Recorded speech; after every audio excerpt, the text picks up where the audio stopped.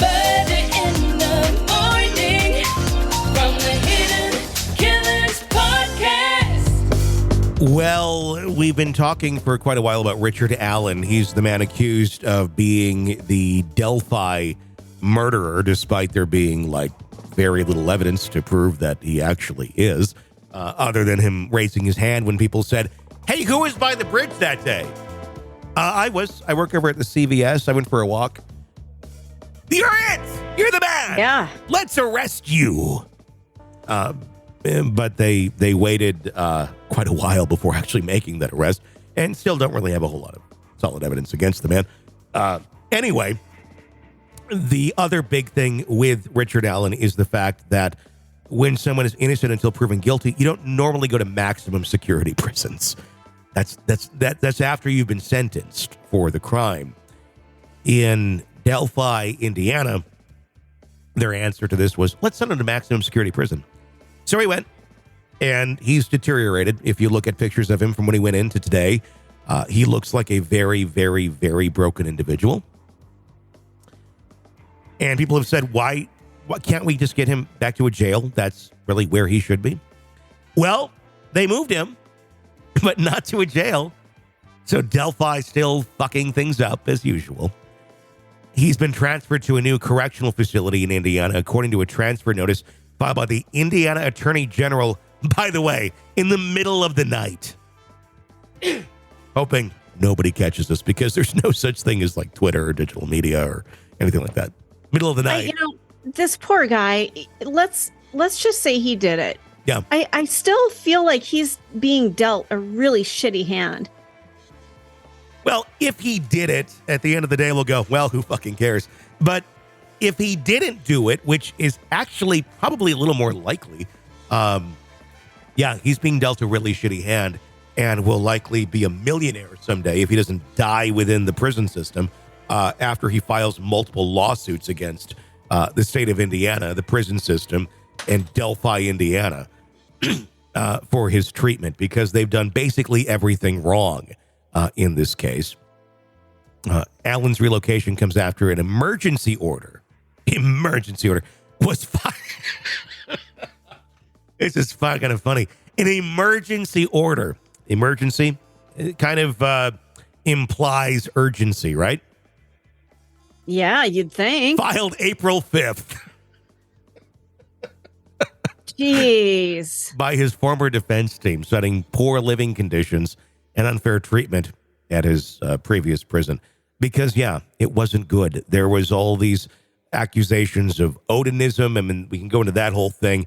But the guards had Odinist patches on their uniforms. They did. It was weird. They finally removed them.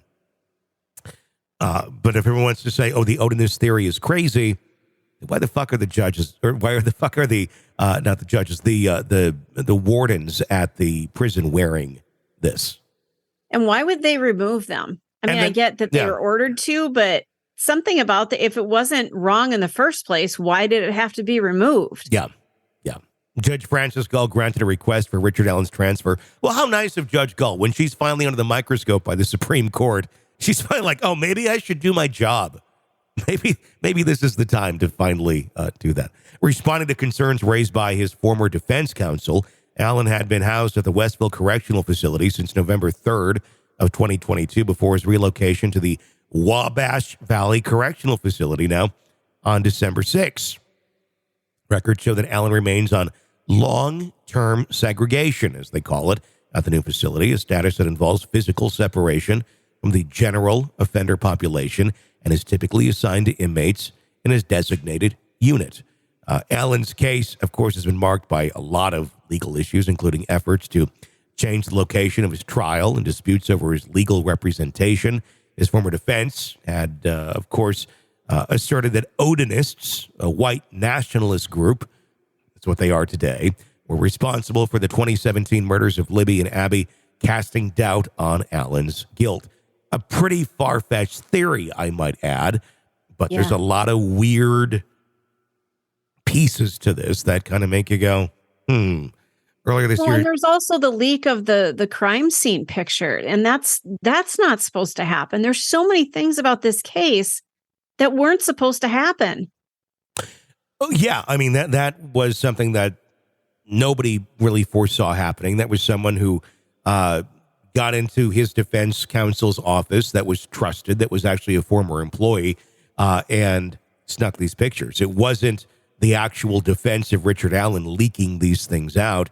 And when you're in your own private office, in your own conference room, which is pretty much the war room, and you have all your stuff out, I don't necessarily look at that as being irresponsible or negligent, considering it's within your own means. If somebody gets in there who shouldn't be, well, maybe you should do a little bit better on that. But it doesn't necessarily mean let's get rid of your entire defense, which Judge Gull did.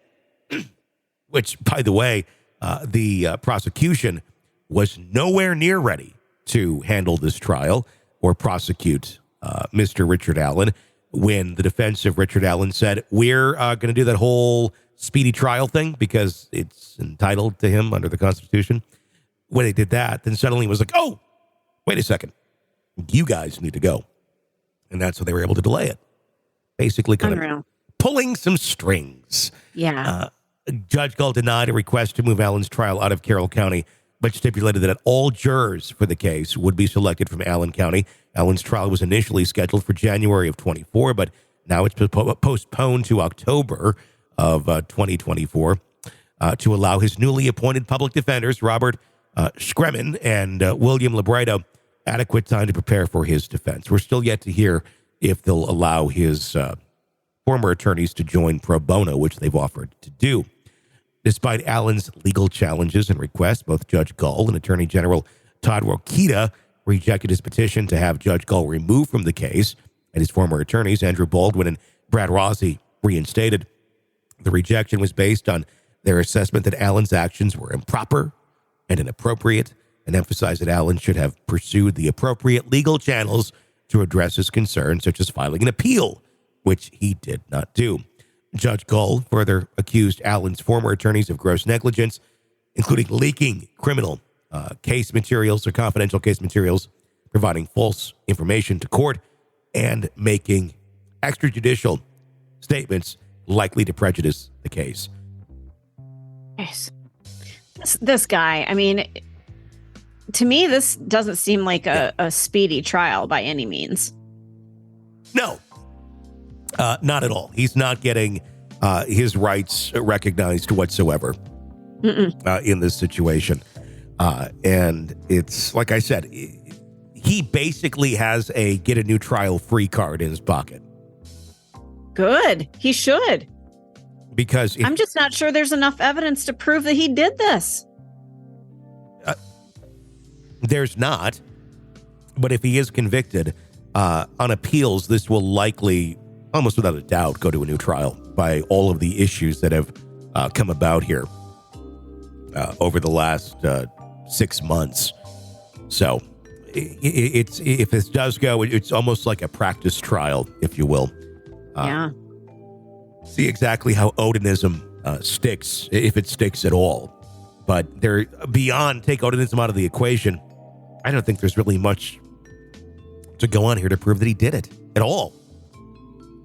Yeah, there was a spent bullet or an unspent bullet, I should say, that was found near the crime scene where he said he was walking. That doesn't mean he did something. And again, an unspent bullet. He doesn't really match the description of the individual in the videotape, which a lot of people are going, well, he's the guy on the bridge. Really? He looks nothing like the guy on the bridge. Doesn't sound like the guy on the bridge. Yeah. But I get when you're in that community, you want to find the villain, you want to find the bad actor here, and you want to get justice for those girls. And that's ultimately what needs to be done. But you want to make sure you got the right guy, don't you?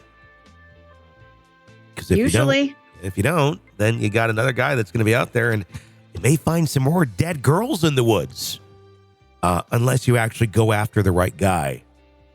But I don't think justice is necessarily the goal in Delphi, Indiana. I think it's more so holding one's pride and not being wrong with initial decisions, and not ever having to own up to doing anything improper. Want to listen ad-free? Want advanced access to all of our interviews before anyone else?